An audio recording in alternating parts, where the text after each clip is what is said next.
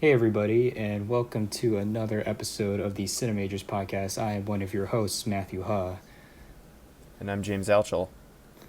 and we're coming up a few days late. We were gonna record this on Friday. What's the date today? I don't even know. We were gonna It's record this on 22nd, I think. the 22nd. We're gonna I think record this so. on the 19th, but we had to push it back a couple days.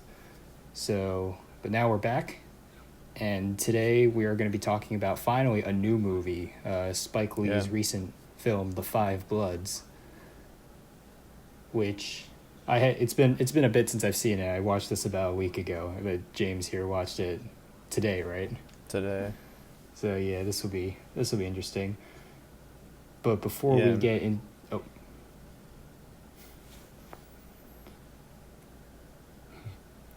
but before we get into that, let's get into some movie news. And to start us off, ever since we started this podcast, and all the news we've been talking about has been stuff about COVID, cinema related news, and past few weeks we've been talking about how AMC might close down, or go out of business, or get bought up by Amazon. But lo and behold, AMC recently announced that they're gonna open 450 theaters July 15th. Yeah. This is fantastic news. I was so happy to hear this. Yeah, it's very exciting. This has been kind of what we've been building up to, and it's super exciting. It's great that they're able to reopen, and it's great that I guess a lot of America is kind of in a place to actually warrant that reopening. So it's very cool. There's actually a bit of controversy was spawned over their reopening model. Oh, that's right. The temporary mask thing. Right. I believe it was over their policy on masks, right? Not requiring a mask to enter. I think I saw it on Twitter that apparently originally AMC did not require masks from patrons. They did for their employees, but not from patrons because it was, quote, like they didn't want to be involved in a political controversy, which to me is really stupid. But the next day they changed it because they got so much heat for it. I see. And at first I thought, oh, this is so stupid to not only for them even doing it in the first place, but also the fact that people were getting so like pissed off, because it's like, if you're so angry, just wear the mask then, even though it's temporary, or not temporary, optional, just wear it then. Right. But I think it's much better if they have a mandatory mask policy, just because we are technically still in the middle of this pandemic, and if the employees are have to wear it, and hopefully the employees don't have COVID, people that just watch the movie, they may not know if they have COVID or not. So it makes more sense for them, and you're closer because you're in the movie theater. Certainly. Yeah, and I have the AMC website pull up right now because we're both Stubbs members because we both love AMC, and there are other policies besides the masks being mandatory. Social distancing is still in place. When the theaters open, it's going to be reduced down to 30% capacity or less. So it's going to be every other seat and every other row, which that's a lot of empty space when you think about it. Right. Quite a few. And they have enhanced cleaning procedures for disinfectants, a simplified menu. I know they're doing like online ordering for like concessions and stuff. And yeah. And then all the other stuff is how we have to play a part by maintaining the social distancing, self-quarantine if we have to, hand sanitation, hand washing, cashless transactions, face masks, and the theaters themselves, employees will have to wear masks.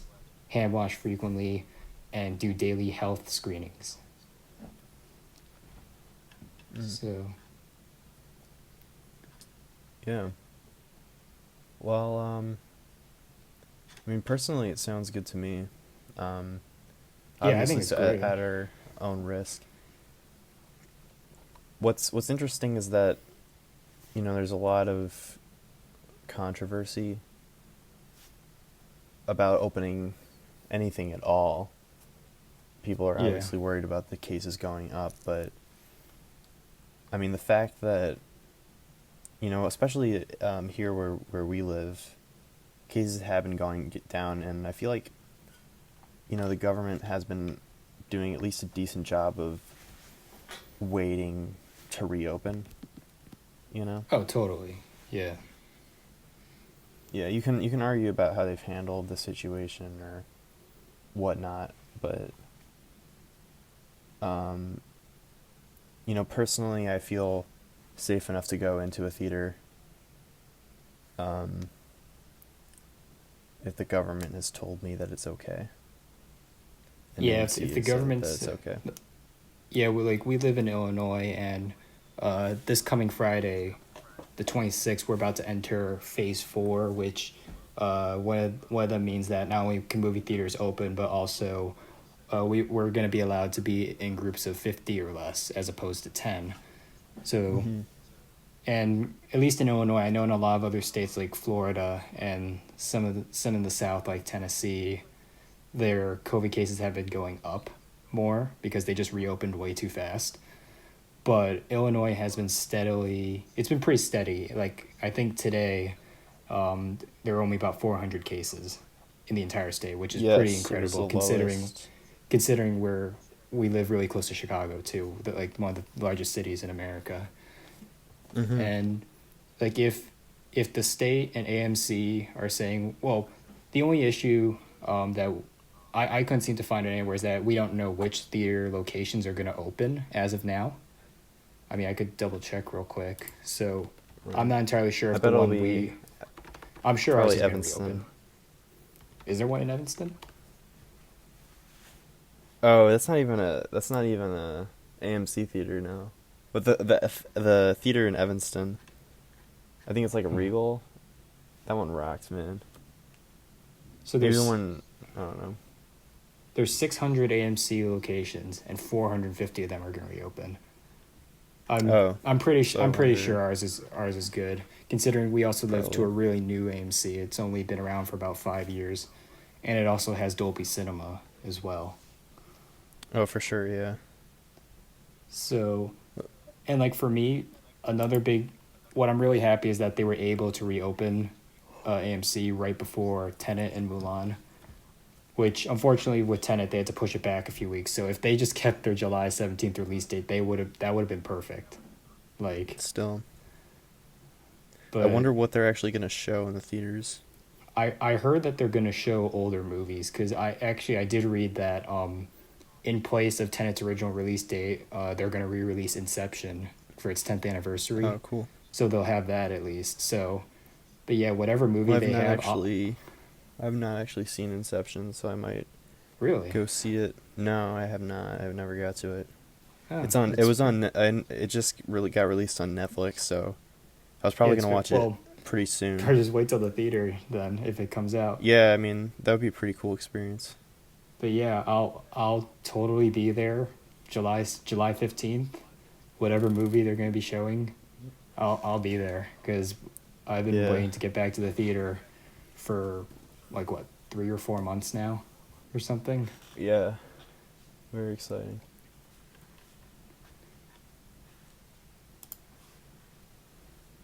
So yeah, I guess that's all we have for that. For Do you have that, yeah. anything else to add? Nah, we should do like a vlog when we go there. Oh, totally. Yeah, I'll do Yeah. something. So, uh, our next news. This is something interesting that I found. So, and it might be out of date when you guys hear this because this was from last week, but there was a movie called Unsubscribe, which hit the number one box office. And why this is interesting is for two reasons. One, it was a $0 budget movie recorded entirely through Zoom, and the only reason they got the number one slot is because the filmmakers found a loophole in the ticket sales. So basically what they did is that these two guys, they filmed this movie on Zoom, and they rented out a theater in New York City, or I think in Long Island. And basically what they did is that they bought all the ticket sales basically at this theater because they knew nobody was going to go see it. So they bought all the tickets. And from then they got the number one spot, and they raked in $25,000. Wow. That's amazing. That is, So, and they got $25,000 through like online sales, like the promotion. It's like free promotion. basically, yeah. So, but like the directors, they bought the tickets themselves basically. It seemed like they not because they made the movie for no money pretty much, but they bought all the tickets just so that they could become the number one box office. Right. That's so cool. Cheeky. Yeah, and honestly, I have no intention of watching this movie. This movie looks like total garbage, to be honest. It looks like a even crappier version of Unfriended, which, if you could believe that. But I just find it so funny that these two guys found a way to reach the top spot, which realistically, to reach the top box office is impossible for an independent filmmaker unless you're like, it's a studio production. They're setting all kinds of records. I guess, yeah. And then they can make a trailer on Instagram where it's like, Unsubscribed is the number one movie in the world. And what I find so funny too is that they still beat out like drive-in locations, because drive-ins are still showing movies now, albeit not many, but they still managed to beat out all those. So does drive-in like box office actually count? Like, yeah, because it's technically a theater, and they show movies. But then it's like it adds to. If they show like E.T., it just adds to the box office, right? The thing is, I have no idea how re-releases work in terms of counting for box office unless it's an official re-release. But like these smaller, I think it has to be a movie that is only meant for like theaters, unless the studio themselves pushes an official re-release. Like my guess is that the Inception re-release will count for the box office because it's like, it's the 10th anniversary screening. It's official, yeah. But whereas others like independent theaters, like they just like, we want to screen this, we got the screening rights for it. That's not gonna count because it's only like a day, too. Because it's not official. Yeah. Because as far as I'm aware, I don't even think like Fathom events technically count towards the total box office of like America. Huh. I could be wrong. I'm not really sure. Yeah.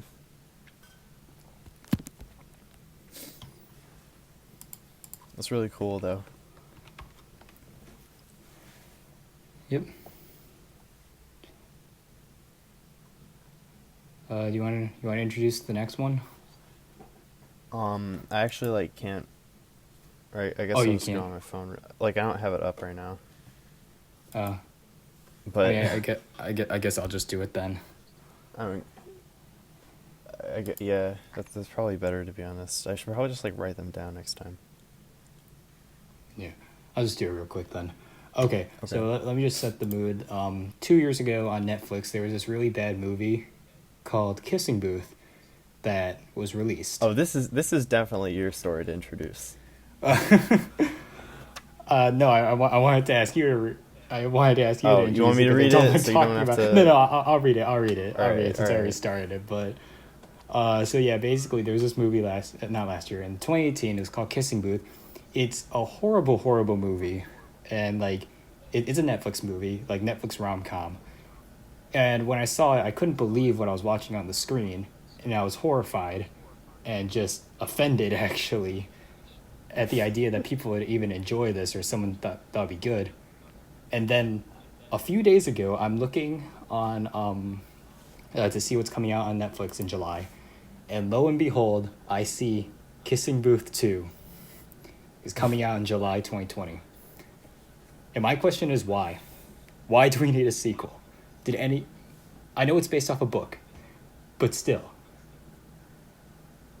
Like, Yeah. are you kidding me? Are you kidding This me? is Like, definitely one of your least favorite movies, right? oh yeah, Next like to Split. no, okay. I know it makes it sound like I think Split is like one of the worst things ever. Split is at least competent in some regard. It's at least it's not offensive. Like I was not offended as a human being. Like to me, okay, honestly, Split is like a 4 out of 10. Because like I don't enjoy it, but I do like the acting. I do like the shots and all that. Kissing Booth, there's no redeemable qualities, like none, zero. Dang. It's emoji movie level bad. Because years ago I did a review of the Emoji Movie, and I said that it was a movie that was so bad it made it. I felt ashamed to be living in the generation, and that's how I felt with Kissing Booth actually, because for those that don't know, it's basically about this girl who, um, God, I can't even remember the plot because it's so stupid. Doesn't she like set up a kissing booth at her school to like make money or something, or like Yeah, fund a charity? here, I can't even remember the plot off the top of my head, so I'm gonna look up the IMDb synopsis just because. All right. All right. Okay, film synopsis. A high school student finds herself face to face with her long term crush when she signs up to run a kissing booth at the spring carnival. Actually, it doesn't really say much. Okay, this is from the Wikipedia. The film follows Elle, played by Joey King, a quirky, late blooming teenager whose budding romance with high school senior and bad boy Noah puts her lifelong friendship with Noah's younger brother Lee in jeopardy. Wow.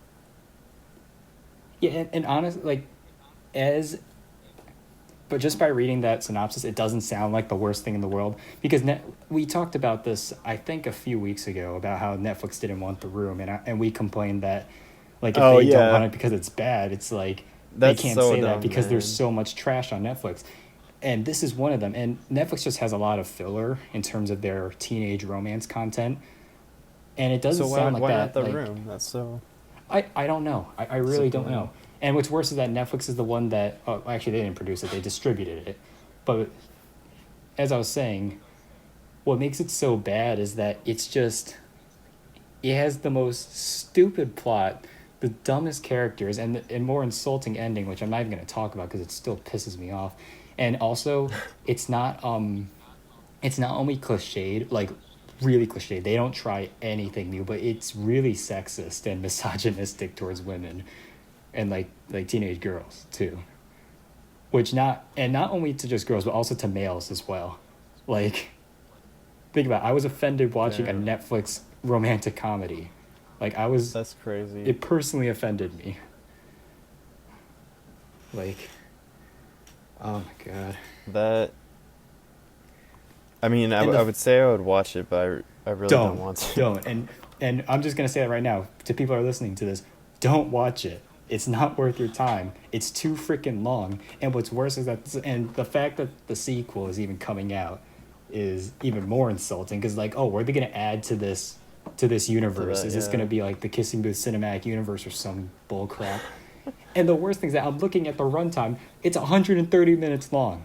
The sequel. Are you kidding me? Oh man. Are you what is in the movie that is going to be that will That's uh, nuts. what is in the movie that will make that runtime necessary? I bet you $1 million right now that the movie does not need to be that long. It should be 90 minutes max. Yeah, you said a hundred.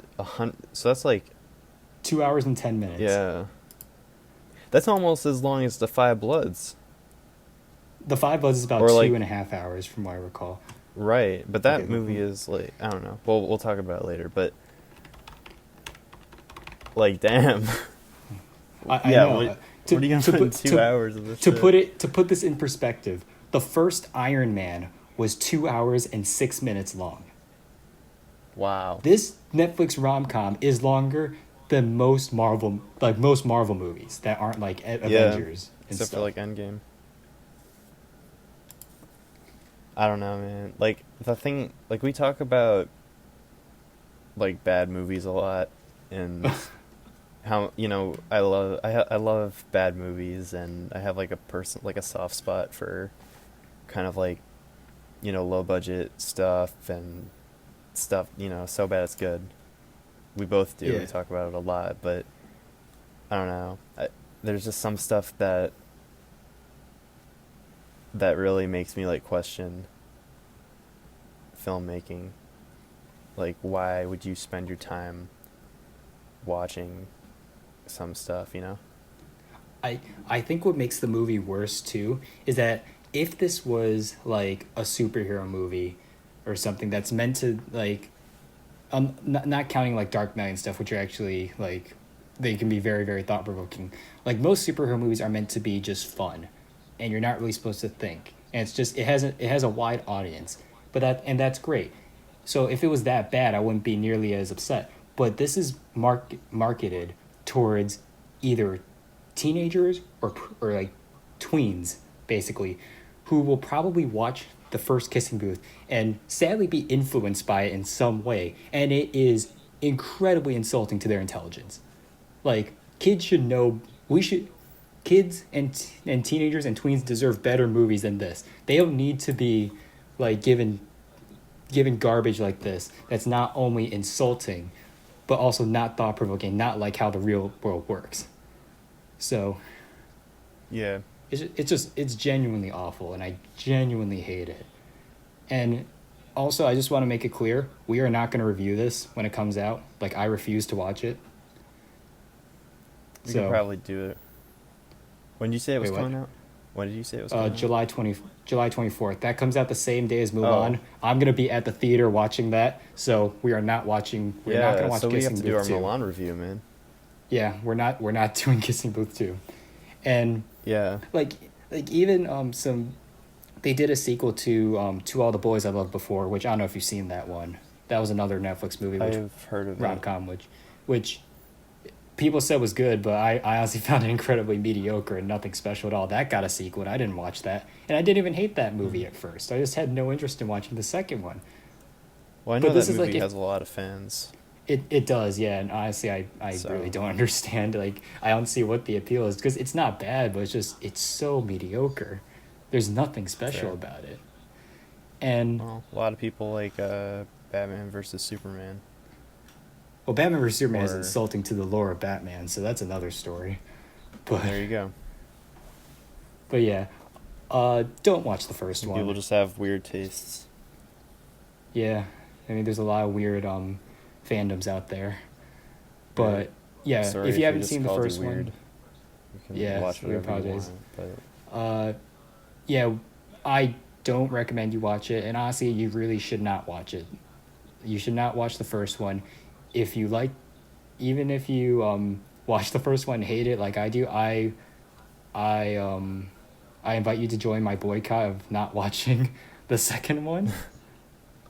And right, I because if really we do hope. watch it, then it makes Netflix think we want What more of this. what if it turns into like I don't know, like the Ghostbusters 2016 scenario where the second one's like, no, it's really good actually. And I was like, I don't Right. care. The first one had a 17% on Rotten Tomatoes. Like, it could either go higher, and by higher I mean like, oh, 21. Oh, it's 4% better. But it could also go. I honestly, if this goes down to like single digits, like Artemis, I think Artemis Fowl is currently like at a 9% on Rotten Tomatoes Really? right now. 9%? I think. Or let me double check. I'm checking this. It was right at now. 11. Wow, it's single digits. Where is That's it? crazy. You don't see that Yeah, every day. 9%. It's at a 9% Wow. right now. If Kissing Booth 2 somehow goes down to single digits like Artemis Fowl did, I will laugh. But that doesn't mean I'm gonna Wait, watch I'm it. curious. What's the audience score for Artemis Fowl? Oh, this is another tangent. Oh yeah, speaking of Artemis Fowl, that is not a good movie at all. Too, that movie's doo doo. So don't watch that either. But that movie, honestly, that movie didn't make me upset. But it's just like there were so many bad decisions, and like that was it. Like just everything was bad, but it wasn't like it didn't make me angry. Artemis Fowl has a 20% audience score on Rotten Tomatoes. Wow. That's I feel like that's unheard of. Like Yeah. usually the audience score is at least in like the 50s, 40s if it's really bad. Well, I did hear But that I haven't read the jeez. books, but I did hear that it was very inaccurate. Okay, think about this. Put this into perspective. The Last Airbender has an audience score of 30%. Oh my god. Let that sink in. But at the same time, the critic score is 5%. So, which is deserving too. Yeah, wow. And see, this is how bad Kissing Booth is. It makes us want to talk about other bad movies. Bad movies that are just Yeah, genuinely yeah, terrible. movies that are bad, but they're a little bit better than Kissing Uh, Booth. But yeah, what's the next? Transformers 5. Transformers, the next Transformers, Transformers. No, Transformers 6 The was last Bumblebee, and night. that was great. Right. Transformers 5 was the last night. Not a fan. I don't think I doubt Transformers 5 got into single digits. Right. I think it's probably at like 60. Because people like that.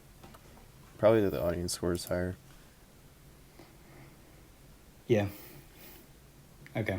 I don't want to talk about Kissing Booth anymore. Let's move on. Yeah. Anyways. So yeah, since James can't see the news, I guess I'll just read all of them today. I'll get it next time. This is something that just I just found out about. So apparently Michael Keaton is in talks to return as Batman in the new Flash movie. Yeah. I did hear about that. Which I think would be very, very cool. And I feel like we're kind of entering that like phase where after like Avengers Endgame, they've done the Justice League movie. I mean, regardless of how good or bad it was, they're kind of like looking for that like next like step. Like how can they up the ante? How can they get people like to lose their minds again? And it's To going to me, be it doesn't tough, but as cool as it's as like because I love Michael Keaton as Batman. Like right. he's one of the best Batmans to grace the silver screen. And actually, speaking of Batman, I just wanted to bring this up too. Today, on June 22nd, Joel Schumacher, the director of Batman Forever and Batman Robin, sadly passed away at the age of 80. So rest in peace. Rest in peace. Those two movies might not have been great, but I'm sure he was a wonderful person. But And I believe he's directed. Well, I mean, forget about what he directed. I mean, rest in peace yeah, to him and his contributions. rest in peace, my friend.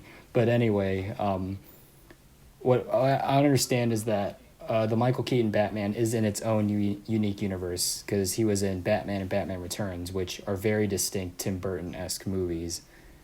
So my question is how are those two worlds going to connect, especially if there's already been Ben Affleck's Batman in the universe's Flash. Right. So I think they're I gonna mean, it's definitely cool, be pulling out the multiverse stuff. but is Flash really a multiverse like type character? I don't know much about Flash. I really don't. So There's a story called Flashpoint, which has a pretty good animated film actually. There's a lot of like Flash stories about time travel where he like if you run so fast you go back in time or something, so he can go back in time and go between multiverses. So there's one story where he goes to an alternate Gotham City where Bruce Wayne actually died and his parents didn't. So then his father becomes Batman and his mother becomes the Joker. oh really? And then that is called Flashpoint. And they're thinking about making a movie about that, which I think would be pretty cool. I'm sure that's probably the sequel to whatever this movie is. Yeah, my theory is that because this is blowing up all over the internet right now. Yeah. My guess is that Michael Keaton as Batman is only going to be in the movie for like 5 minutes. Yeah, I would definitely Because agree with remember that. in Yeah. Jurassic World Fallen Kingdom how everyone, including myself, was hyped that Ian Malcolm was going to be back, and he was in the movie for two scenes that were Yeah. like a minute long each, and I was like, what the frick? That's it? You built him up so much, and he doesn't play any role basically. I'm guessing what they'll probably do is do like a montage where he's like running through all the different multiverses, and then he'll just run through Michael Keaton's Batman, you know? So does that mean Val Kilmer and George Clooney are gonna be back too? Because I that'd be could see pretty it. awesome. Into the Batverse. But the funniest thing is that this isn't even a Batman movie. This is a Flash No, movie. yeah. So like People, like nobody cares about Flash. We just want to see Michael Keaton return as Batman. maybe that's why they're adding in, just because. I mean, like I said, 'Cause I they don't know know much that- about Flash, but like, if you say that not many people like him, they'll probably add him just to get people to go to the theater. Right. I mean, there's the whole like show, you know, the Flash show. But I feel like, yeah, I don't know if there's an audience or if people will care enough about this iteration of the Flash. I mean, personally, I'm not like super enthusiastic about it, but you know us. Of course, we'll go see the new movie with the Flash in it. Yeah, I'll probably go see it. Yeah, very exciting. I have a feeling that probably like this fall they'll release a trailer for the Flash movie, and then it'll end with Michael Keaton like coming out of the smoke as Batman, you know? Kind of like what they do Or with like he'll appear for like 1 second, not in the costume, and then people will like speculate about if he's playing Batman or not. Where did the source? What's the source for this? so many what's it? So many news sites, like it's unbelievable. Like it's everywhere. Wow. So like, Oh, 'cause I cool. first saw it on Instagram, but it's like on Me every too, yeah. major movie source, and it was covered by USA Today. I don't know like how Really? accurate USA how Today? accurate they are. Yeah, They're covering rumors now? I guess because there's in terms of movies they really can't talk about anything else. True. So- That's crazy. So yeah, it'd be interesting to see what will come of it. Personally, I'm more excited to see. I don't know if I'm more excited. I really want to see Tobey Maguire come back as Oh Spider-Man in the Multiverse of Madness. Yeah, I feel like that would be really I cool. really hope. Really hope he does. That'd be pretty awesome. Pizza time. Pizza time. Yeah. And our last news for today, we spent a lot of time on news. I just realized. Oh, yeah. This is a topic of how stupid the Motion Picture Association of America is. So Disney Plus, they're going to have a live recording of the Broadway musical Hamilton. It's gonna come out, I think, July 3rd. And since the musical has multiple F-bombs, and by multiple I mean 3, they had to censor it to get a PG-13 rating. They censored it? Really?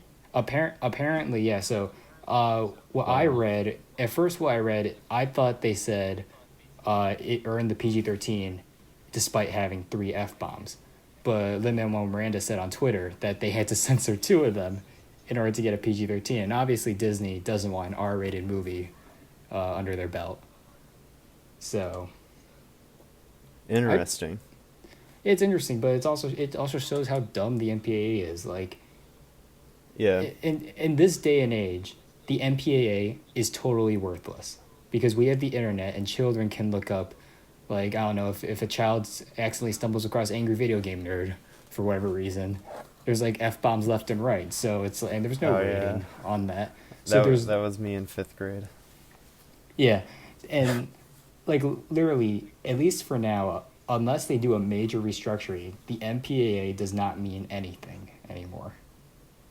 And Yeah, it's just a no, label, really. I don't think films should have labels. Like, just tell me what like content might be inappropriate for my child, and then I'll decide as the consumer whether or not to show them or not. Don't slap it with like PG-13 or R or something. I feel like there should be like more specific ratings, you know, like Yeah, maybe because like a PG-15 or something, or I don't know, maybe that's too excessive. I'm not I really sure. I don't know. I like I don't know. Is Revenge of the Sith like I think really it's PG-13. PG-13? It's like is or I think that the Force Awakens is also The Force PG-13. Awakens is, well every Disney Star Wars movie is PG-13, but Even the like Rise of Skywalker. I'm pretty sure it is. Like, here, I'll double check. Wow. But yeah, like Very interesting. I have so many, yeah, PG-13, Rise of Skywalker. Hmm. And I guess for Hamilton, it shouldn't get less than a PG-13. In all honesty, it shouldn't, because it's not only just language but also the themes, and there's some simulated violence on the stage. But Right. I if you think have PG-13 is if appropriate. Hamilton for if Hamilton for whatever reason had like 50 F-bombs or something, there's no way you can censor it. Like, no way. But if it's 3, Hmm. you have to censor 2. Like, you're telling me that 1 F-bomb is okay, but 2, oh no, that's way too much for a 13-year-old. We gotta, Right. only 17-year-olds can see. It's like, are you for real? Like, really? Does it matter that much? Especially in like because you know most of the like there's no like actual dialogue scenes. It's Yeah, all it's all rap, basically. it's all music. The Yeah, whole and speaking of music, hour you and a can listen half or to. whatever. There's no ratings for the songs, and you can listen to the songs on Spotify for free without any restrictions. Yeah, exactly. And The thing about that is that it's like a live music video almost, you know? yeah, it kind of Like is. you can listen to the soundtrack and you're basically not missing anything auditorily. No, I mean there's small bits of dialogue, but it's only like a few lines really, from what I recall. Right. And I don't know, like I just have so many. This could be a whole other topic or like discussion on its own. But the NPA is just so flawed. They need a restructuring, or I don't think we should get rid of it. We do need some sort of rating system in our society. Mhm. But in the day and age that we live now, it needs like so much work. So much work. It really does. And like there's a really great Yeah. documentary called This Film Is Not Yet Rated, which shows just how corrupt it is. And even though it came out like 15 years ago, like it still manages to be relevant even today. And It's a shame.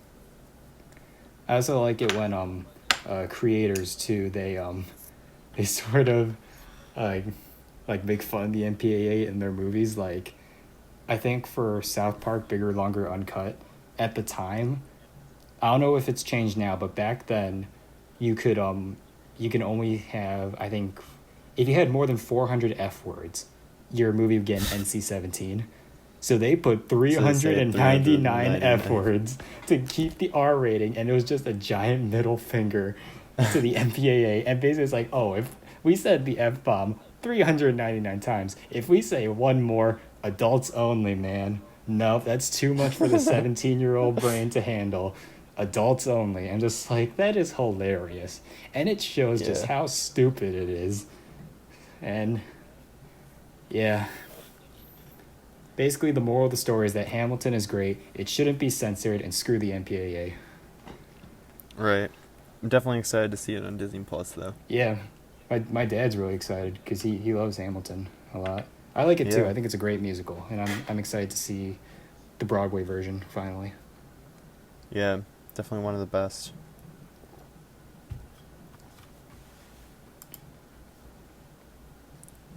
All right. So with that said, should we move into the review? Yeah, I know this was my choice, but since I've introduced all the news, would you like to tell us what The Five Bloods is about? Sure. So, The Five Bloods is Spike Lee's newest movie. It was released and made for Netflix. Um, I believe it takes place in 2020 or 2019, right? Well, probably And 2019, just because no one's wearing their yeah, mask. So, right, 2019, and it follows the story of a group of four men who are Vietnam veterans, and they return to Vietnam.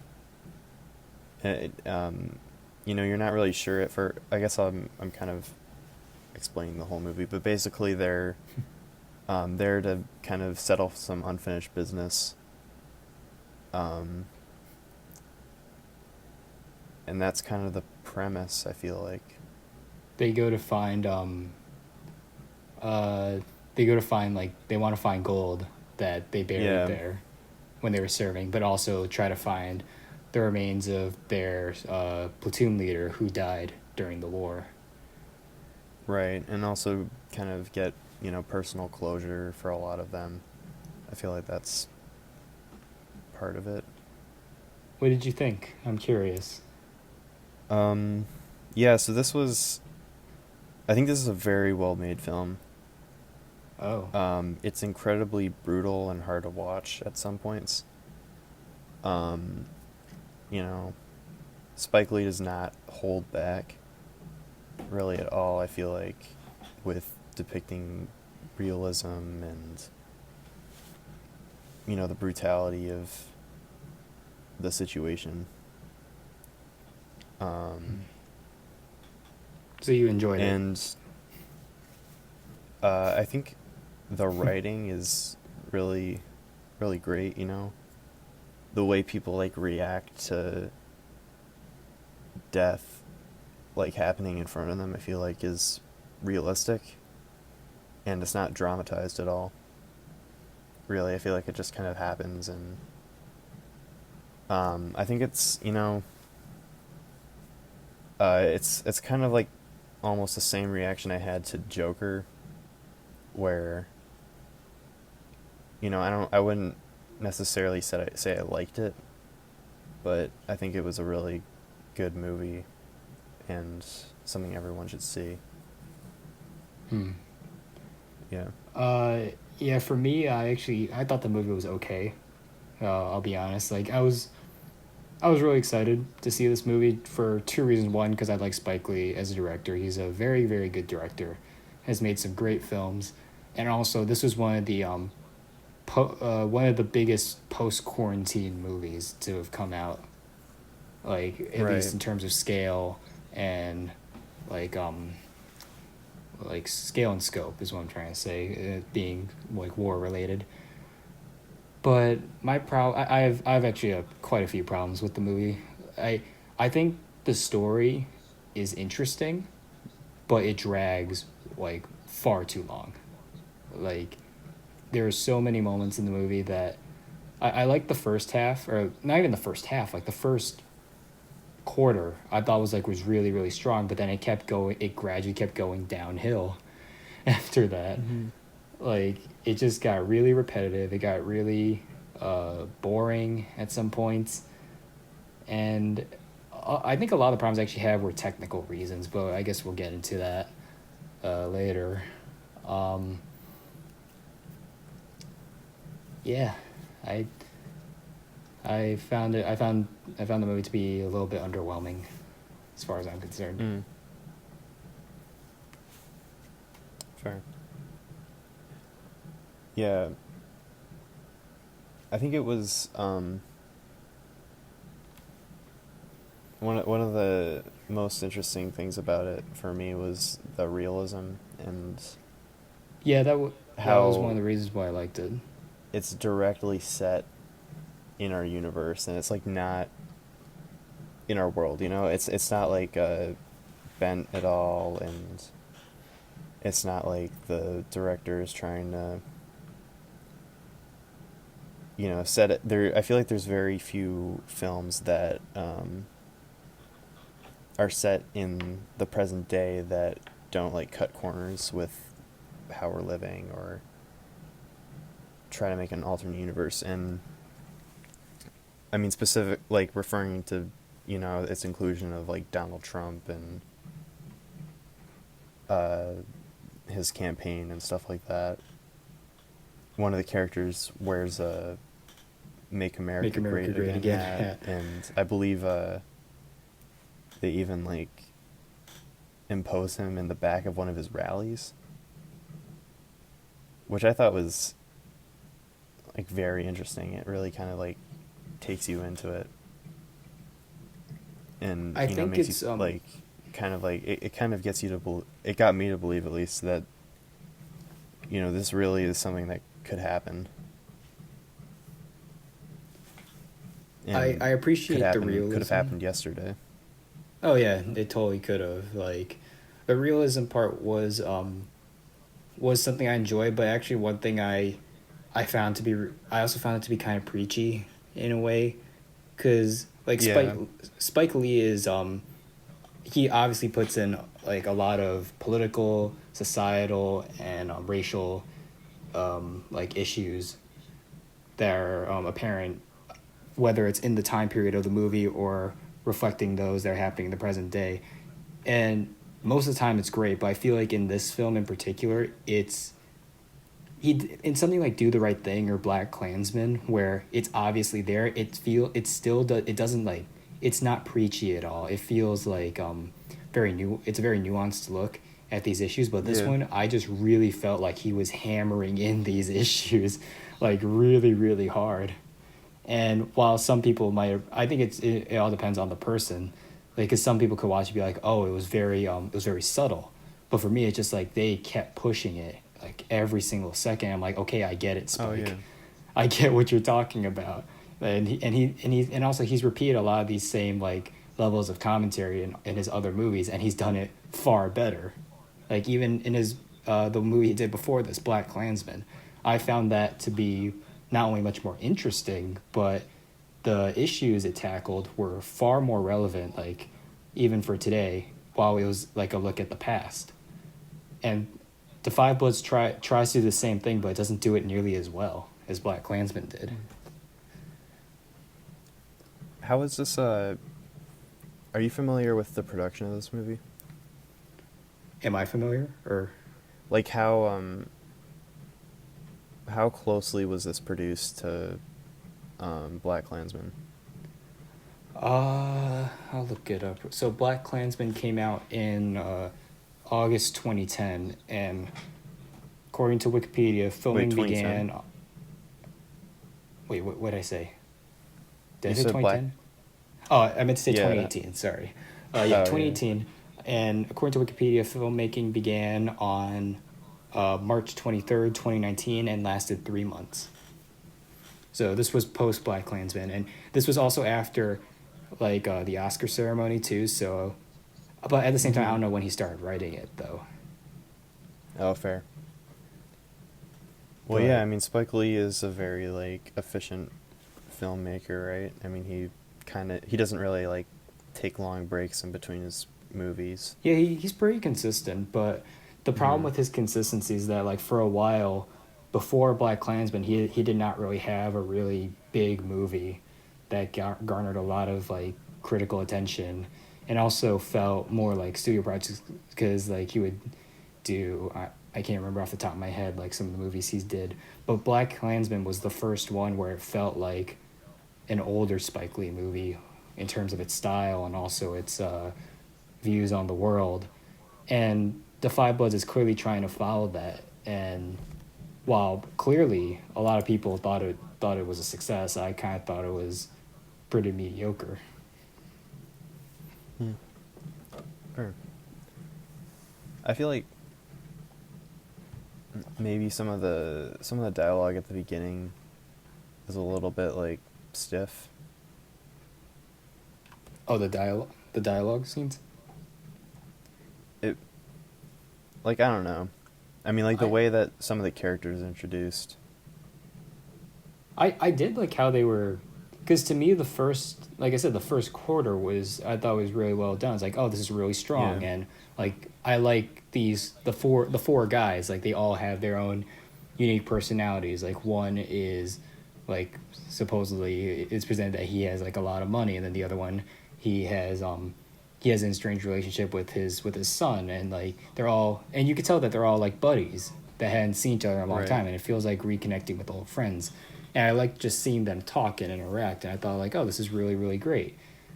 And then it just kind of, and the Mm-hmm. biggest problem I have with the movie, particularly, is that it's obvious that they're there to find the gold, right? But here's the problem: they find the gold way. I guess spoilers. They find the Halfway through the gold way movie. too early.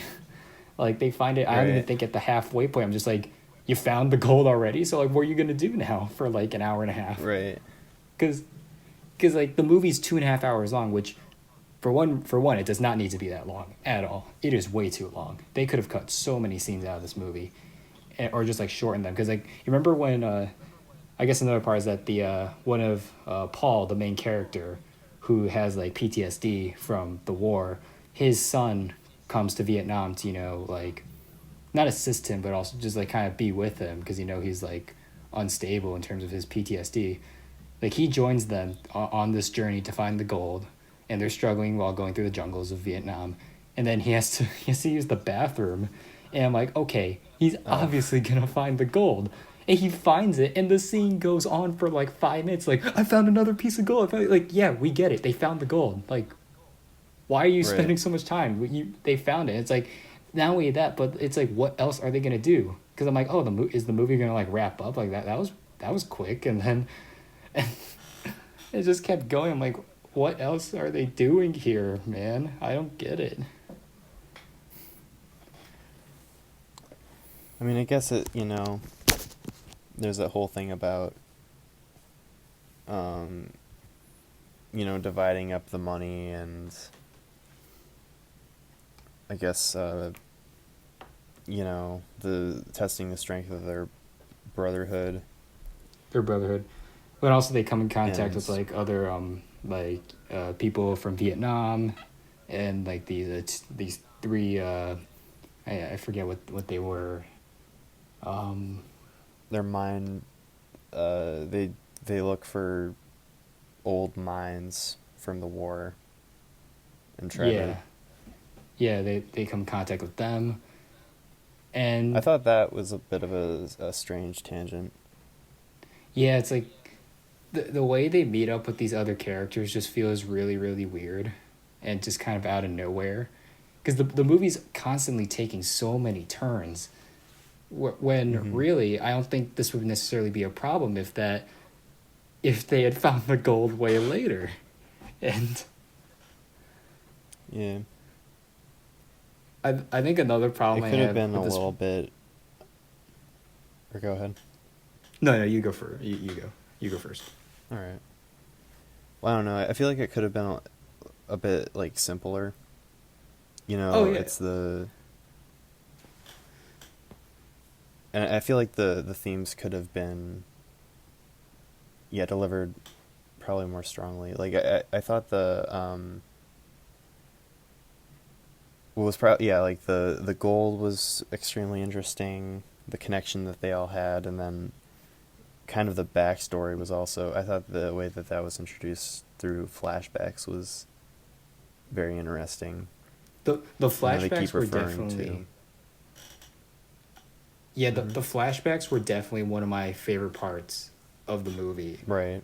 because for people that don't know this, the movie, there's scenes where they flash back to when they were back in the war with their platoon leader, who's played by Chadwick Boseman, Black Panther, and Yeah. What's interesting is that unlike something like say Irishman where they de-aged the actors, because in the present day they're like middle, like close to seniors. It seems like I'd say they're probably like late 50s or early 60s. Yeah. But when they flash back to the scenes of Vietnam, they don't de-age them, but instead they're the same age. And I found that really interesting. I really liked how they did it because they did. What'd you think? I mean, yeah, I think it goes back to that kind of like motif, or I guess it is kind of a motif, is like, or no, that would be a theme. I don't know. But anyways, like that line where it's like, once you go to war, it never really ends. Yeah, it never really ends. And to me, that's why they didn't. I think that's the reason why they didn't de-age them, because for me, it's not a peaceful reflection. It's literally a nom flashback, and every time they cut back to the past in the war, it's always after some sort of trigger of the PTSD. So for me, it's not necessarily a flashback, but because of their PTSD, they feel like they're back in the war. So it makes sense that they're not their younger selves, but it feels like, oh, I am physically back in late 60s Yeah. Vietnam fighting, fighting for America or something like that. Because they still have that in their body. And they And do little things like, some of their beards are not, the gray hairs are not there. yeah, and also But they shot the flashback scenes uh, on 16 millimeter, and it's a 4:3. It almost looks like Super 8 footage, and it yeah, constantly switches back and forth between those two, which I always like it when movies have multiple aspect ratios in in them, and they do it really yeah, well here. Like the transitions from like widescreen to 4:3 was really good. I think that was very effective. Yeah. Um, oh man, I forgot what I was gonna say.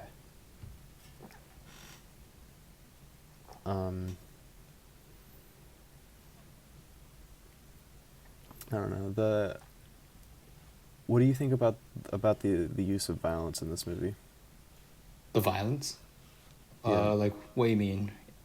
In because I know in the opening scene in the movie it shows like all these protests and stuff. There's a lot of like really violent uncensored images, which Right. hits you pretty hard considering it's like the first thing you see in the movie.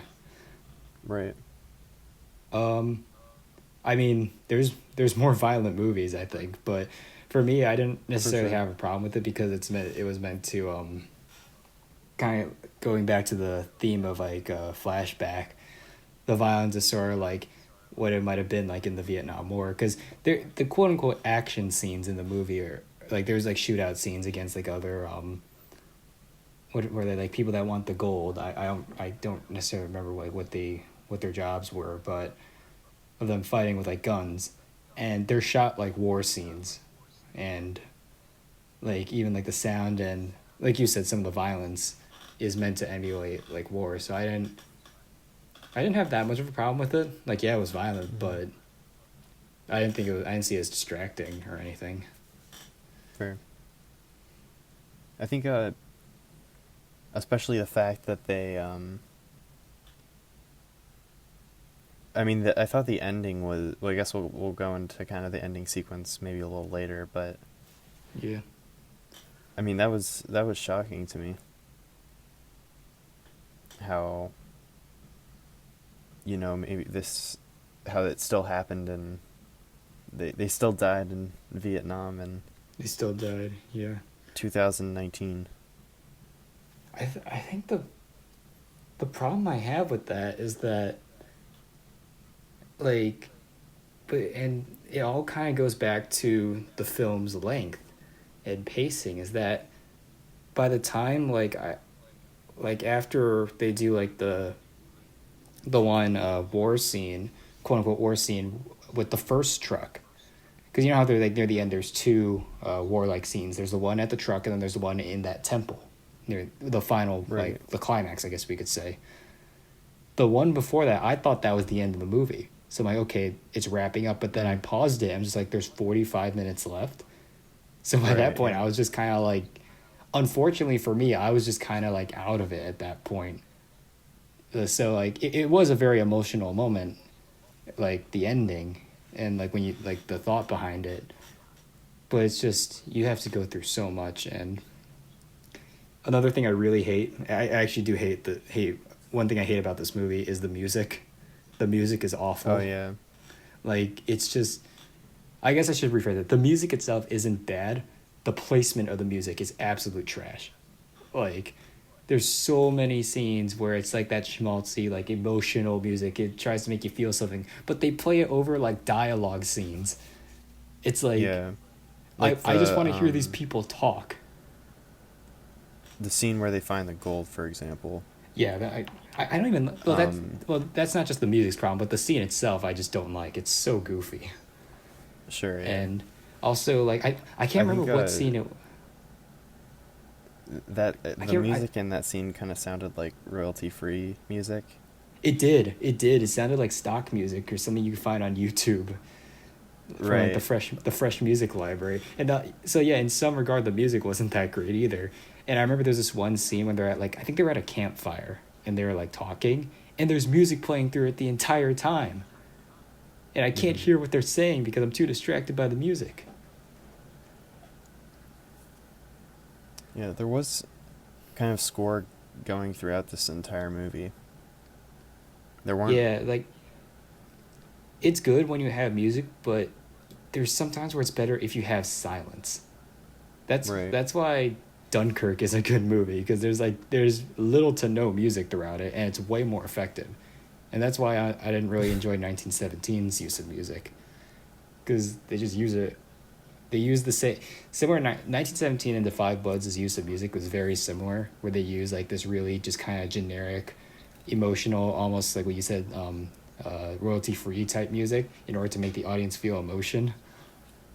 And it's not necessary. If they played it without music, it probably would have been more effective, I'd argue. Hmm. I could definitely see that. It would be like much more chilling in a way, It totally would. especially during the like yeah, because there's I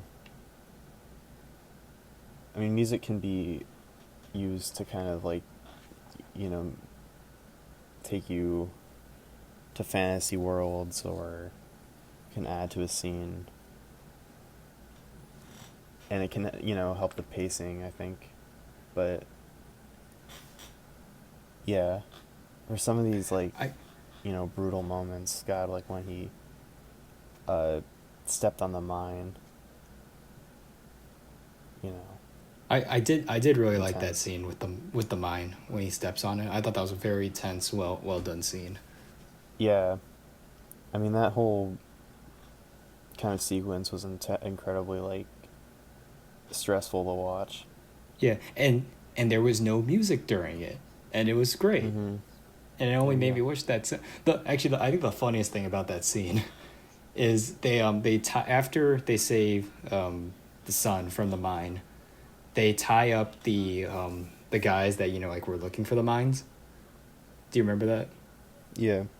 And then they're walking, and then in the next shot they're untied, and then in the next shot, the shot after that, they're tied again. Oh, So I didn't realize that. I watched this with my parents, and my mom caught that. I'm just like, she was like, weren't they tied? And I'm just like, what? And I'm like, oh yeah. And then the very next scene, they're tied again. Interesting. So yeah, that That's was so that was weird funny. because Yeah, especially because that's kind of a whole that's little a big like moment, and they point. totally Yeah. like even then like the editing is really kind of choppy too. I think there's also so many moments in this movie that are just completely like the moments where they like discover something are only done to like move the plot forward or just completely coincidental. Like remember when they find Yeah. the body of their leader, their platoon leader? Norman. They somehow find it with their metal detector. how many soldiers do you think are buried under there, and they just so happen by pure luck to find their platoon leader? Yeah, I could see that. I did I, kind of get I was like, what? like in our movie Written on a Sugar High, like sometimes just like they find something by pure luck just to move the But plot forward. Like I but kind here's of but here's the difference. Written on a thought Sugar about High that. is made by high schoolers and college students. This is a $45 million Spike Lee war-like movie that should not have This elements was like made for that. $45 million. Yeah, actually, it is pretty impressive in hindsight, considering it does look like it's I more think this expensive. is, yeah, it's quite impressive, I think. But $45 million is way more than $700. So, like, Yeah. to me, stuff like that is kind of inexcusable, or just like that. That like blatant. There's like in terms of a MacGuffin or something or coincidence. Well, that is another thing, is I wonder how long he spent writing this. Not entirely sure. Yeah. Um, I mean, you have anything else personally, to I say? think it's the thing that really got me about this movie is just knowing that nobody wanted to be where they were. Like Hmm. the soldiers, the veterans, and I feel like even the people working at the mine and the people that were trying to steal the gold, this was like nobody asked to be there. Nobody like wanted, the only thing that they wanted was for this trauma to end, and they just wanted either revenge or closure. And I think it really, I think it does a good job at showing just how traumatizing war can be, and how the people on top never really like experience just how devastating having to fight these wars can be. And they show that the the Five Bloods, they had families and lives, probably hopes and dreams, Yeah. and just got crushed, and they had to, like, I know they got back from Vietnam, and they could have done whatever they wanted, but they just Yeah. kind of had this, like, it's like a curse. Yeah. It's War an never leaves interesting you. way to look. Oh, sorry. For me, it's an interesting way to look at a war film because, in a strange way, it's not it's not really a war film, but at the same time, it is kind of Mm-hmm. because they're sort of like as they're going to look for the gold, like they're going back through the jungles that they fought in, retracing their steps, while only to come into like conflict between like the two sides of like Vietnam and America. So it's Mm-hmm. sort of like it's kind of like this deja vu type thing, but they have to remember like this is not a war that they're in anymore. This is just kind of real life. But it also calls back to where it's like, yeah, war never really stops. So to me, that's Yeah. interesting. But my problem is that the execution I think it could have been a lot stronger and probably like more impactful if they like refine the script or something. Mm-hmm. I think if probably if they maybe spent another 6 months to a year on this, I think the first thing really they could should have have done been. is a re-edit of it. Cut Hmm. some scenes or shorten some scenes to get it to a more sensible runtime because that's what kills it. It really does. And it's sad to say because there's some really great moments too. Like probably my favorite moment in the whole film is near the end when Paul sort of rediscovers like the spirit of Storm and Norman because we find out that we don't know until then how he died. We just assumed he got shot by a Vietnamese soldier or something. Mm-hmm. But we find out that in defense of like an ambusher, Paul accidentally killed him. So he has this guilt like for 50 plus years. But then once he sees the spirit of, I guess, of Storm and Normandy, he's like, yo, why are you crying? Like it's okay. Like it was an accident. Like sort of I forgive you, in a way. And it's a really emotional moment that I found really impressive. Like, in a way, he has like closure in it because Yeah. he spent all like most of his life with not only his PTSD but this guilt that he killed his friend, and he was kind of like hiding that. But then he realizes that like sort of, I'm not enlightened, but what I said earlier, he has closure now. Right. I feel like that's definitely a theme of the movie.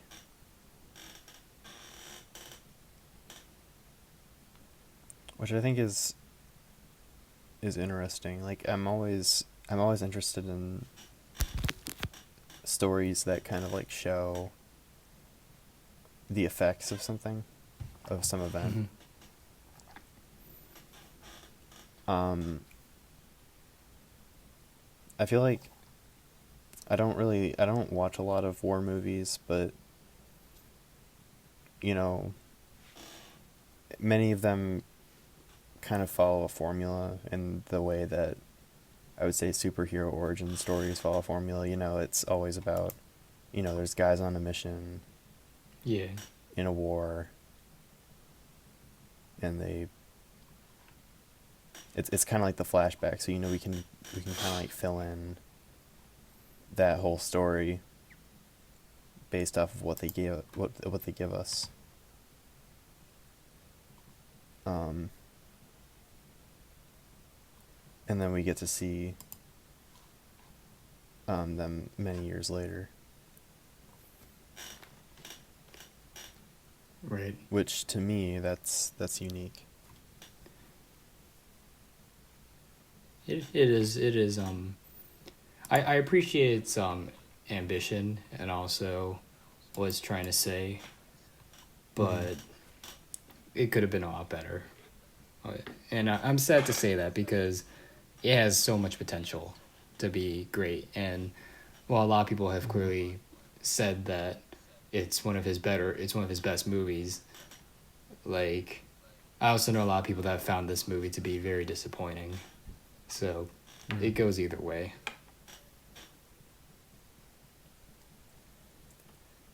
I mean, it's also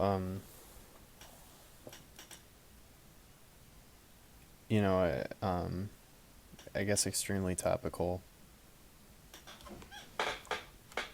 Um, you know, they use the money to donate to Black Lives Matter Yeah. at the end.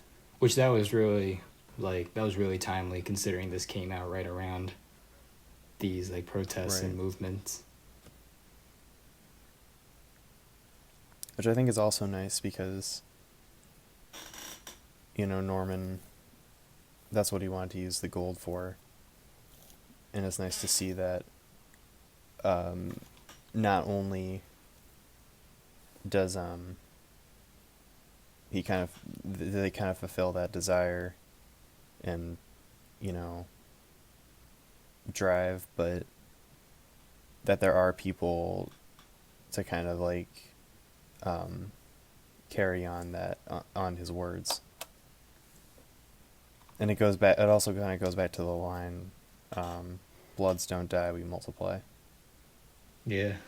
Where at the end there's a room full of people,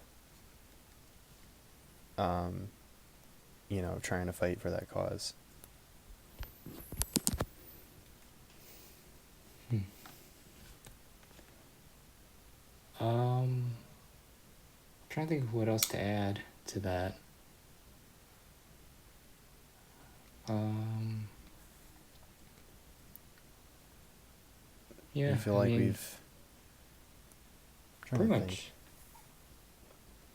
What did you I don't think know if there's any. of the cinematography in this movie? I liked the way it was shot, and I thought it was well shot. I I'm trying to think of one like particular shots. Like I also like how when they're in like Ho Chi Minh City, at least I assume that's where they're in.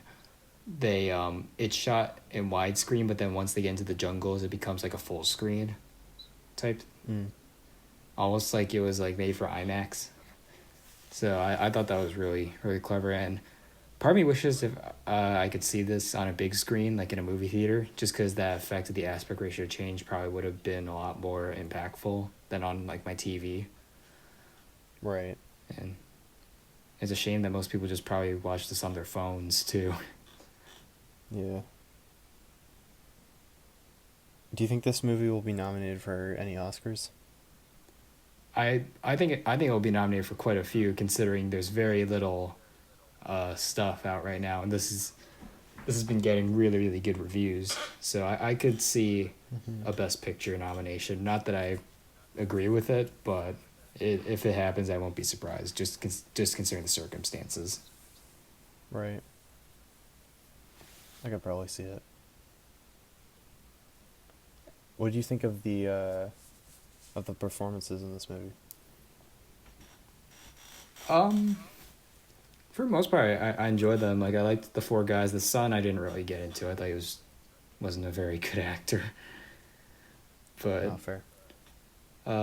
yeah, like I always like Chadwick Boseman in movies. I think he's very talented, and he Yeah. gave a great performance. Even though he wasn't really in the movie much. I feel But like he sticks with you, you know? yeah, He definitely like has an impact.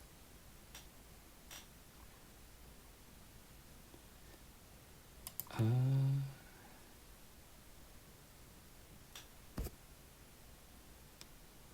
yeah.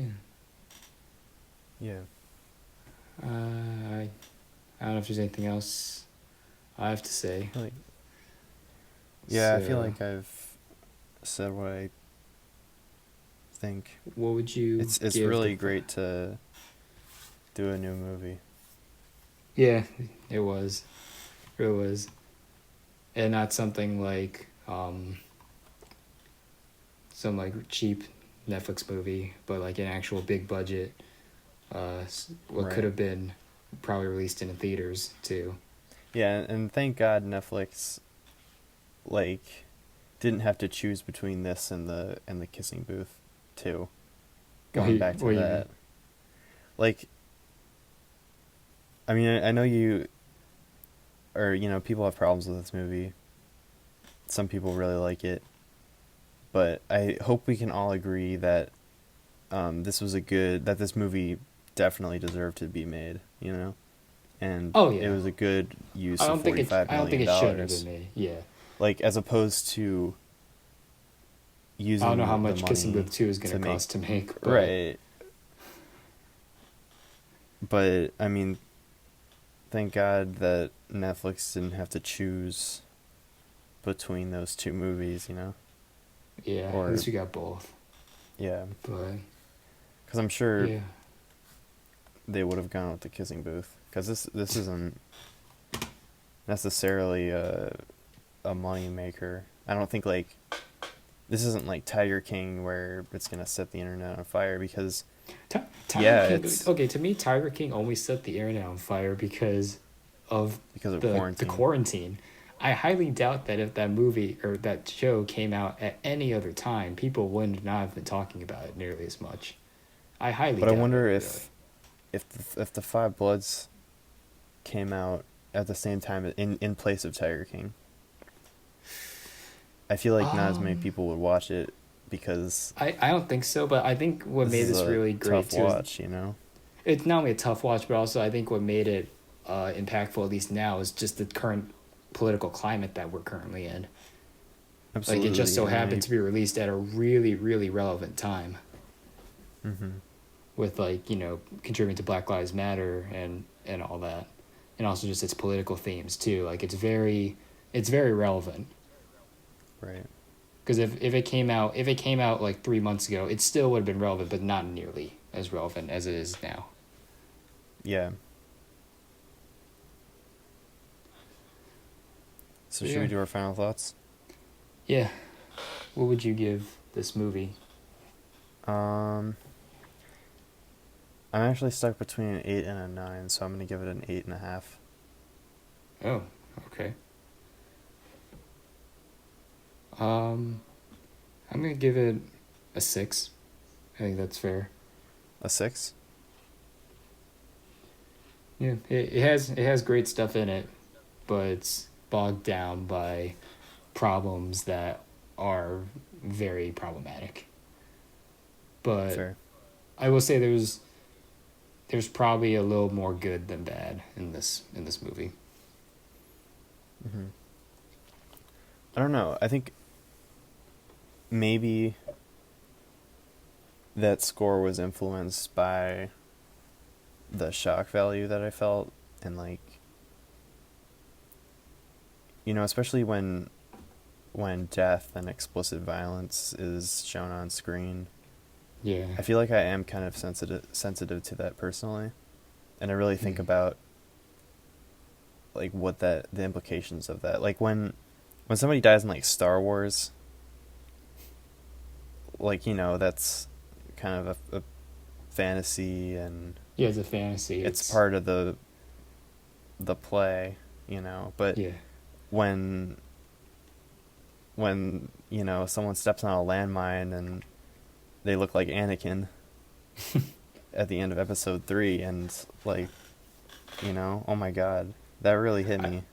And I think this hits harder than something.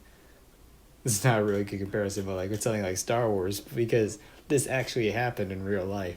There were people that probably absolutely died by accidentally stepping on landmines and also getting shot exactly like in that, wars. and probably even worse in worse ways. And it's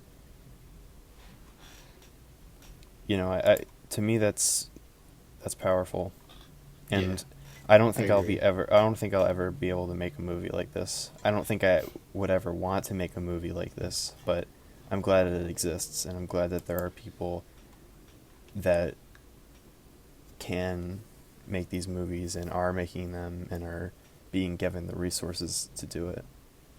And I'm glad. I think we're incredibly lucky to have Spike Lee as a big director. Yeah. So, yeah, that. You have anything else to say? That's about it for me. Okay. Yeah, that wraps up this episode of CineMajors, and next week, Yeah. or next time, I guess, or we'll probably be recording another episode this week just to get back on schedule. But next time we're gonna be talking about this is James's movie, actually. If you want to talk about it real quick or introduce what we'll be doing next Yeah. week. So we're gonna do Who Framed Roger Rabbit. So a classic. Yeah, Cult classic, I guess. classic. It's, Much more lighthearted than yeah. this. I guess I was just talking about it at the dinner table. My dad brought it up, so I feel like rewatching it, and I'm definitely gonna do it this week. Yeah, I haven't so seen it in a that's while. gonna be, yeah. So that's gonna be our episode, I guess, this Friday. And it'll be fun to do following the Five Bloods. Yep. Yeah. Right. So tune in next time, and have a great day. Yeah. Bye. I guess we'll see you. Bye.